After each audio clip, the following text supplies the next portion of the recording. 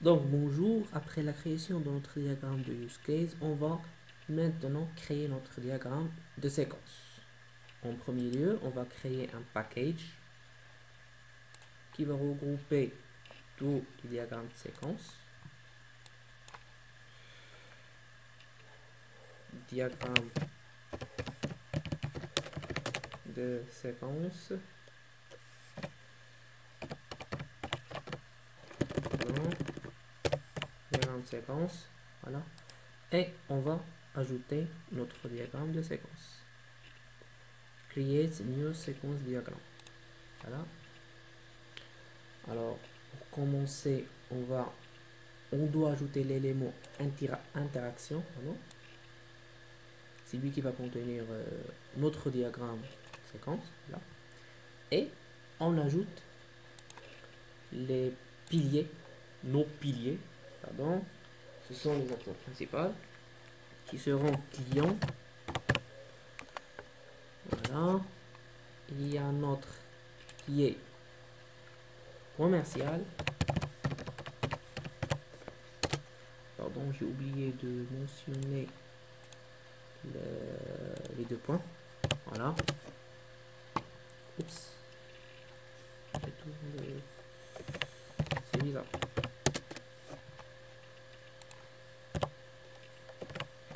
Je sais pas pourquoi ça marche pas. Ça marche normalement.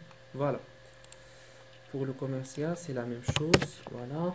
Et il nous reste le dernier, c'est le système. Le système, on n'a pas les deux points. Le système. Voilà. Alors, on va commencer les interactions entre ces trois-là. Commençons par la première communication que le client demande une commande. Alors, on va faire synchronous call. C'est la traduction du message, du méthode. Voilà. Alors, on va la nommer, cette méthode demande.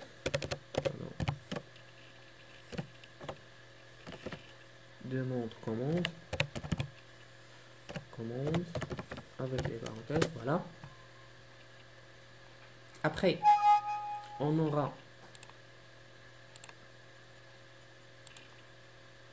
une petite recherche sur le client. Est-ce qu'il est bien un client dans notre entreprise? Voilà. Recherche client par ID. Et on va prendre comme paramètre son ID. Voilà.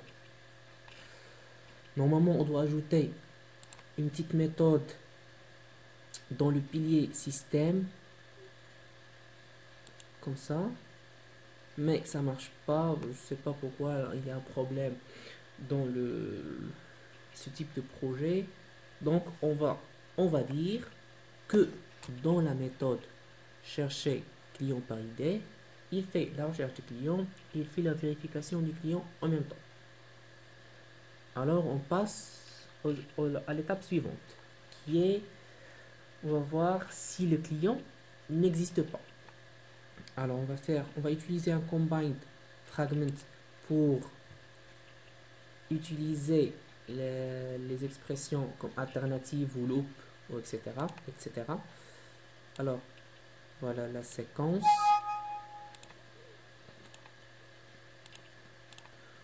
Pour modifier le type de séquence, alors on va utiliser interaction operator et on va utiliser alternative. Voilà. Le nom de cette opération, c'est si le client n'existe pas. N'existe pas. Voilà.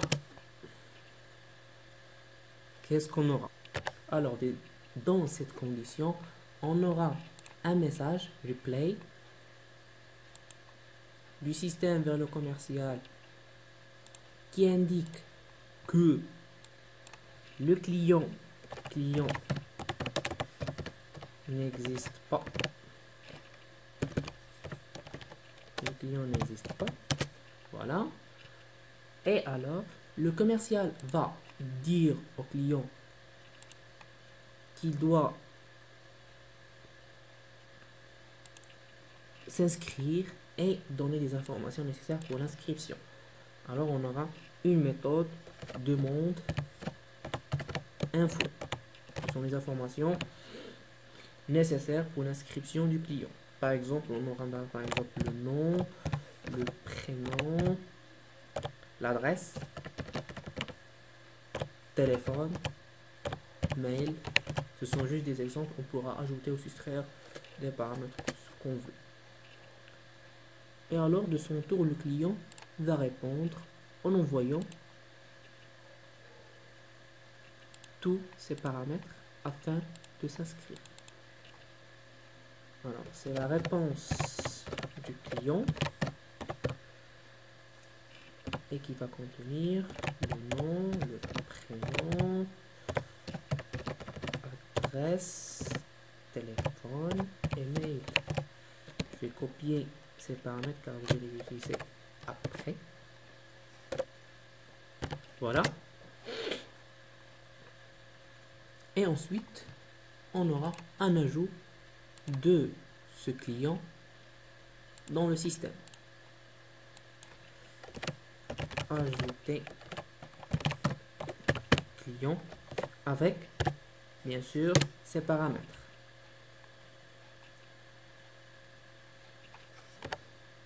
Ici encore, on aura des méthodes dans le système qui va affecter une idée à ce client et qui va initialiser son encours à 0. Bien sûr, on aura un problème dans ce genre de méthode, alors on va passer aux étapes suivantes. Alors, dans le cas, on va voir, dans le cas où l'encours du client est supérieur à 10. Alors, on va ajouter un combine si, voilà, qui va être, on a dit, alternative, et qui sera si l'encours est supérieur à 10%. Alors, s'il est supérieur à 10%, pardon, je m'excuse, j'ai oublié une étape avant celle-là. Je vais supprimer, voilà, je vais la supprimer. Avant ça, on a une vérification d'encours. Le commercial demande une vérification d'encours. Vérifier en cours.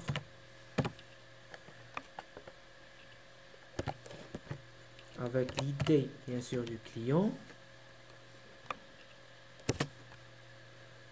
Ensuite, le système va envoyer l'encours du client. Encours client.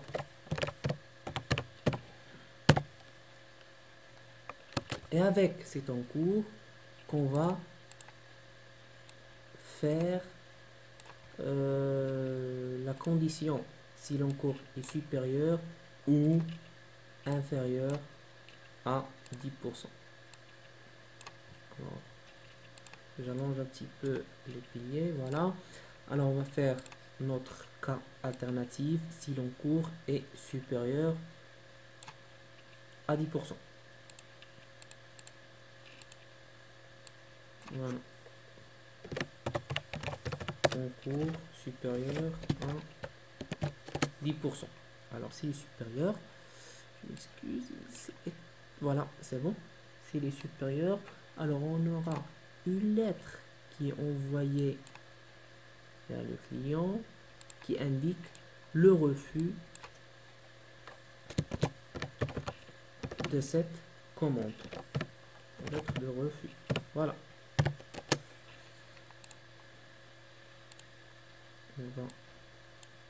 Voilà. Alors,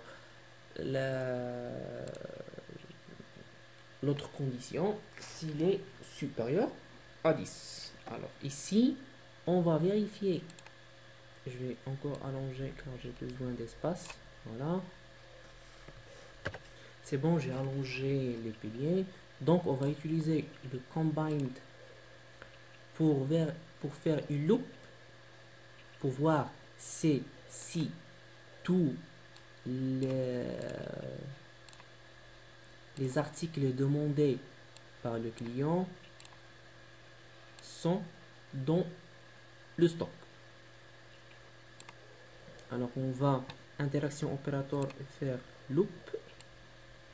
Voilà, c'est bon. C'est bizarre, il s'envoie comme ça, je sais pas pourquoi. Bon, voilà, il y a un petit problème. Ils se tous ici. Alors c'est bon, je viens de régler le problème. Je m'excuse.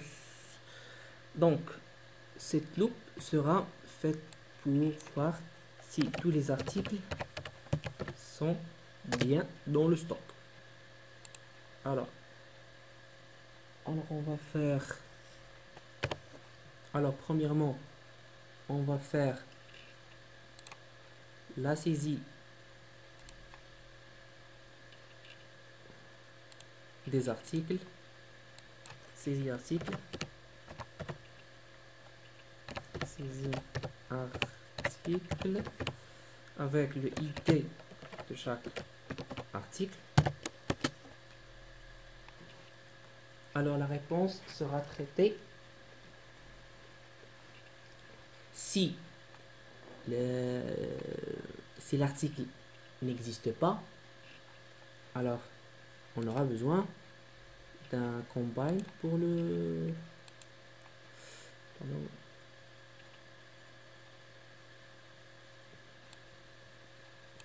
alors on aura un combine pour le test que si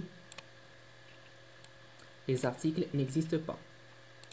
Alors ça c'est une séquence. Voilà, il y a toujours ce problème. Alternative, voilà. Je vais essayer de la remettre. Excellent. Alors si l'article n'existe pas, on aura un message du système vers le commercial qui indique que l'article n'existe pas.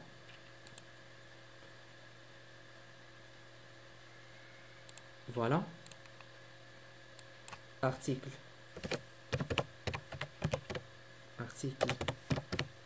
n'existe pas. Ici, le commercial va envoyer un message, une lettre au client qui indique qu'il doit attendre que le stock soit réapprovisionné. Alors, il y aura une lettre d'attente.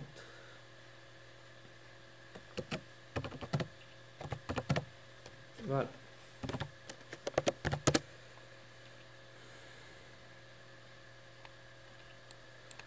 Et si l'article existe, si tous les articles du commande existent, alors le client, la commande sera confirmée et le client aura une lettre de confirmation.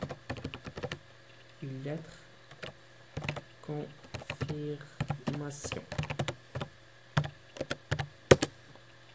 C'est bon, notre diagramme de séquence vient d'être réalisé. Je mets fin à cette vidéo. On se retrouve dans la création de notre diagramme de classe. Au revoir.